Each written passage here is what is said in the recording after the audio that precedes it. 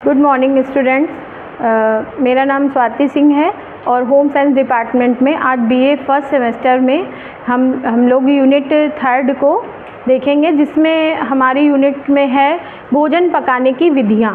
भोजन पकाने की जो भी विधियाँ हैं, भोजन एक मूलभूत आवश्यकता है व्यक्ति की, मनुष्य की, चाहे जीव जंतु हो या मनुष्य हो, भोजन उसकी एक मूलभूत आवश्यकता है। तो भोजन को किन विधियों से पकाया जाए जिससे वो स्वादिष्ट लगे और उसके पोषक तत्व उसमें मौजूद रहें और व्यक्ति को पोषक तत्वों की प्राप्ति हो सके।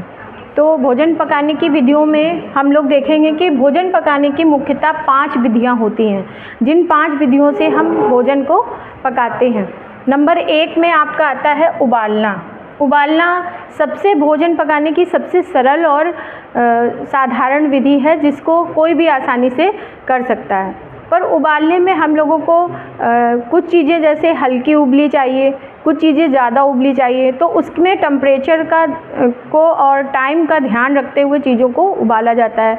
उसमें जैसे आप लोग प्रेशर कुकर का यूज़ करते हैं या अन्य विधियों से उबालते हैं किसी भी चीज़ को, तो खाद्य पदार्थ जो भी उबाले जाएंगे उसमें उनके टाइम का ध्यान रखकर उनको बॉयल किया जाता है। जैसे कि दाल और चावल बनाते हैं, तो दाल का मेज़रमेंट है कि 2 सीटी अगर प्रेशर कुकर में बना रहे हैं तो 2 सीटी में दाल हमारी पक जाती है। पर कुछ दालें ऐसी होती हैं, जैसे चने की दाल है, उड़द की दाल है, कुछ दालें खड़ी भी पकाई जाती हैं, खड़े अनाज पकाए जाते हैं, तो उनको उबालने में समय ज़्यादा लगता है हमारा। भले ही उसमें पानी में वो भिगो कर रखे गए हों, तो अगर उनको पानी में सोकिंग करके उबालते हैं तो उनमें समय कम लगता है और वो जल्दी सॉफ्ट हो जाते हैं। तो ये सबसे सरल और आसान विधि है उबालना। इसमें हम लोग दाल चावल उबालने का काम करते हैं, आलू उबालते हैं और जो भी खाद्य पदार्थ उबाल के यूज़ करे जाते हैं उन चीज़ों को उबाल के बनाते हैं। दूसरी विधि हमारी आती है भाप में पकाना। प्रत्यक्ष रूप से प्रेशर कुकर में हम लोग भाप में पकाते हैं। अब भाप में पकाने से जो है आपका जो भी चीज़ें हैं वो जैसे प्रेशर कुकर का मेन इसमें सिद्धांत आता है कि प्रेशर कुकर जो है वो भाप में पकाए हुए भोज्य पदार्थों के लिए सबसे अच्छा और सरल साधन है कि उसमें कोई भी खाद्य पदार्थ आप प्रेशर कुकर में डालिए और पानी का मेज़रमेंट करिए और उसी के अकॉर्डिंग प्रेशर कुकर में वो खाद्य पदार्थ डालकर उसको हम लोग भाप द्वारा पका सकते हैं। बाकी भाप द्वारा एक विधि और भी है, जिसमें हम लोग नीचे बर्तन में पानी को रख देते हैं और ऊपर छन्नी जैसी चीज़ों का यूज़ करते हैं, तो जो है उसमें जो सारी चीज़ें हैं हमारी वो उबल कर तैयार हो जाती हैं। और भाप में जो है पूरी, जैसे इडली है, आपकी इडली बनाने का सांचा आता है, उसको भी कुकर में रख कर पानी में वो करके हम लोग पकाते हैं। उसके बाद तीसरी विधि है आपकी तलना। तलने में हम लोग 2 तरीके की विधियों को यूज़ करते हैं।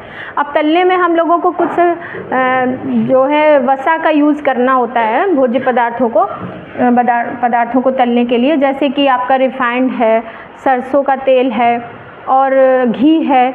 ये सारी चीज़ें लेकर हम लोग तलते हैं। अब तलने में गहरा तलना और उथला तलना 2 विधियां हैं आपकी। गहरा तलने में जो आता है आपका, जैसे कि पूड़ी वगैरह बनाते हैं हम लोग, तो जो है पूड़ी बनाने में गहरा तलने के यूज़ करते हैं। कचौड़ियाँ हैं या स्नैक्स हैं, तो उसमें हम लोग गहरे तलने की विधि का यूज़ करते हैं।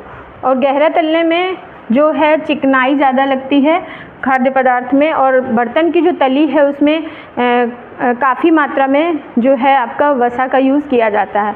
इसलिए डीप फ्राई वाली जो भी चीज़ें हैं वो हमारे शरीर के लिए थोड़ा हार्मफुल होती हैं। पर कुछ खाद्य पदार्थ ऐसे हैं जो गहरा तलकर ही बनाए जा सकते हैं, जैसे कि आपकी पूड़ी है, कचौड़ी है, स्नैक्स हैं, काफ़ी समोसे वगैरह, ये सब गहरे तलने में बनाए जाते हैं। कुछ चीज़ें ऐसी हैं जिनको हम लोग उथला तलना कहते हैं। तो उसमें जैसे कि हमारी आपकी चीज़ें हो गई, जैसे कि आप थोड़ी चिकनाई का यूज़ करके और चीज़ों को बनाइए, जैसे कि पराठा वगैरह हम लोग बनाते हैं, तो उसमें थोड़ी चिकनाई का यूज़ करते हैं और वो हमारा उथला तलना कहलाता है। मतलब कि बॉटम से, जो बर्तन का बॉटम होता है, उससे कम मात्रा में चिकनाई को डालकर उस खाद्य पदार्थों को बनाते हैं। तो ये हमारी जो विधि है उथला तलने वाली, इसमें वसा का कम यूज़ होता है और ये हमारे शरीर के लिए ज़्यादा हानिकारक नहीं होती है और खाद्य पदार्थ भी हमारा पक जाता है वसा के माध्यम से। उसके बाद आती है चौथी विधि, जिसको हम कहते हैं सेकना। सेकने की जो विधि है उसमें जैसे कि डायरेक्ट आग के संपर्क में, या मतलब जो भी खाद्य पदार्थ बनाना है वो डायरेक्ट आग के संपर्क में आता है। अब आग के संपर्क में आता है सेकने में, जैसे कि जो है रोटी है, रोटी को हम लोग आधा तो तावे में बनाते हैं और बनाने के बाद उसको जब फुलाने की बात आती है तो हम लोग उसको डायरेक्ट गैस पर रखकर सेकते हैं। तो सेकने में आपकी ब्रेड सेकना है, रोटी सेकना है, तो ये डायरेक्ट जो है गरम हीट बर्तन का भी यूज़ करते हैं सेकने में, और जैसे कि आपके मखाने वगैरह हैं उनको भी ड्राई फ्राइंग अगर करनी है, आजकल बहुत सारे ऐसे पॉट्स आ गए हैं जिनमें ड्राई फ्राइंग का, एयर फ्राइंग का काम होने लगा है, तो उसको हम लोग सेकना ही बोलते हैं।